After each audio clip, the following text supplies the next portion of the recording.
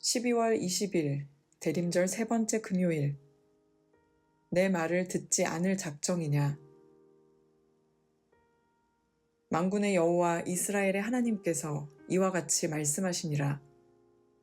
너는 가서 유다 사람들과 예루살렘 주민에게 이르기를 너희가 내 말을 들으며 교훈을 받지 아니하겠느냐?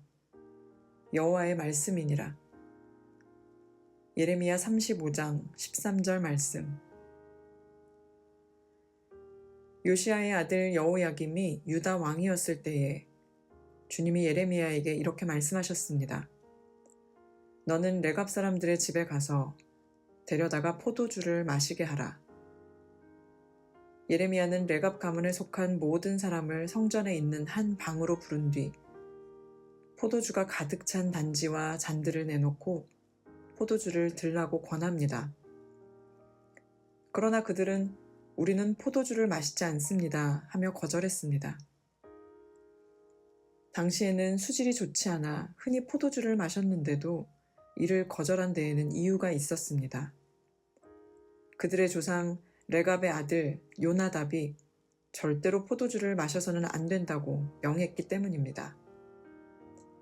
집도 짓지 말고 곡식에 씨도 뿌리지 말고 포도나무도 심지 말고 포도원도 소유하지 말고 언제까지나 장막에서만 살라는 명령을 철저하게 지키고 있었던 것입니다. 생각해보면 더없이 미련해 보이고 위험해 보이는 일입니다. 시대에 동떨어진 사람이라고 손가락질 받을 수 있는 삶입니다. 그런데도 조상이 남긴 말을 철저하게 지키고 있는 레갑 사람들의 모습은 당시 이스라엘 백성의 모습과는 너무도 대조적이었습니다. 그들은 주님의 명령을 끊임없이 거절해 왔기 때문입니다. 주님을 기다린다고 하는 것은 방 청소를 하고 커피를 내리는 정도의 일이 아닙니다. 주님의 말씀을 정성으로 지키는 것보다 좋은 기다림은 없습니다.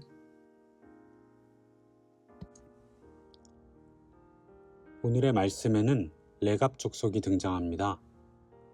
다른 성경의 본문에도 짧게 이들에 관한 이야기를 하고 있지만 보다 구체적으로 언급하고 있는 것은 오늘 우리가 읽은 예레미야의 이 본문이 유일합니다.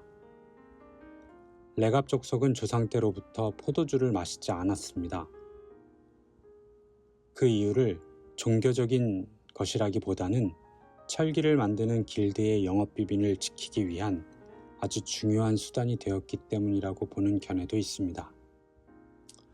그 이유가 무엇이든 그들은 그들의 이러한 원칙을 생명처럼 지키고 있었던 것 같습니다. 그러한 레갑 족속에게 예레미야는 하나님의 말씀에 따라 다가가서 포도주를 마시라고 합니다. 그들이 어떻게 반응했을까요? 단호히 거절합니다.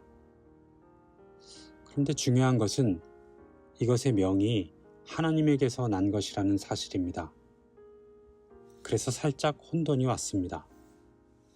하나님이 보여주시고자 하는 것은 그들이 조상의 금기를 끝까지 지키는 모습을 보며 이스라엘이 하나님의 법을 따르지 않음을 보여주시고자 함인데, 제가 고민되는 부분은 하나님의 말씀이 술을 마시지 않는 것보다 더 중요한 것이 될 수 있는가 하는 의문입니다. 이해가 되시나요? 하나님의 말씀을 들고 찾아온 예레미야의 이야기를 그들이 들었어야 했지 않냐 하는 것입니다. 결과적으로는 레갑의 자손은 조상의 신념을 이토록 철저히 지키는데 이스라엘은 하나님의 말씀을 따르지 않는다는 가르침을 주고 있으나, 저는 조금 더 나아가서 조상의 것도 하나님의 말씀에 우선할 수 없다라는 말씀을 꼭 드리고 싶었습니다. 사람마다, 교회마다 이것만은 절대 안 된다는 것들이 있습니다. 또 이것만은 절대 해야 한다는 사람들이 있습니다. 그런 교회가 있습니다. 그 나름 역사적인 의미와 중요성을 가지고 있다는 것을 잘 알고 인정합니다.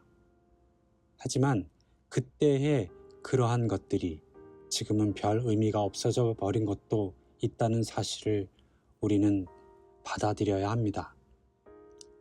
그저 비근한 예를 들자면 교회의 설교단이 왜 빨간색 카페트로만 깔려야 하는지, 그것이 그토록 중요한 것인지 저는 도무지 이해할 수가 없습니다.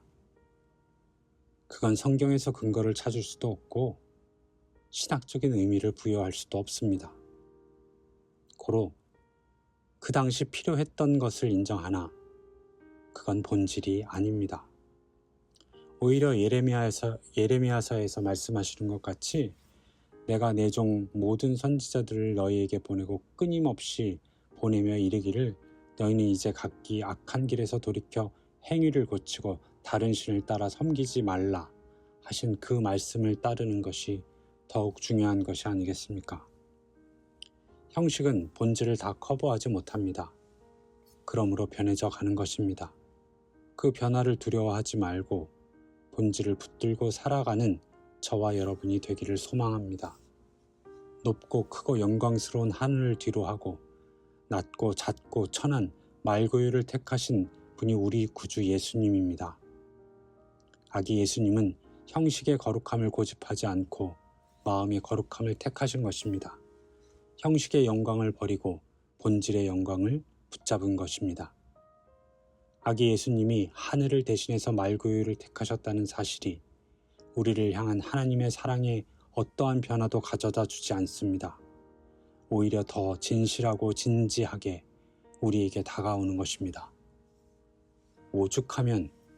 하나님께서 오죽하면 포도주를 안 먹는 레갑 자손을 본으로 보이셨을까 하는 마음이 듭니다. 그리고 그것에 미치지 못하는 제 자신도 돌이켜보고 회개합니다. 하지만 오늘은 레갑 자손과 함께 포도주 한 잔을 마시며 우리에게 다가오시는 하나님에 대하여 이야기를 나누고 싶습니다. 기도하겠습니다. 사랑의 하나님, 우리의 마음과 경험이 주님의 말씀을 걸러내는 채가 되지 않기를 원합니다. 내 생각으로 주님의 뜻을 첨삭하지 않도록 도와주시옵소서. 시대에 동떨어진 사람이라고 손가락질을 받을지라도 미련하게 손해를 볼지라도 주님의 말씀을 따를 수 있는 우직함을 우리에게 주십시오. 예수님의 이름으로 기도합니다. 아멘.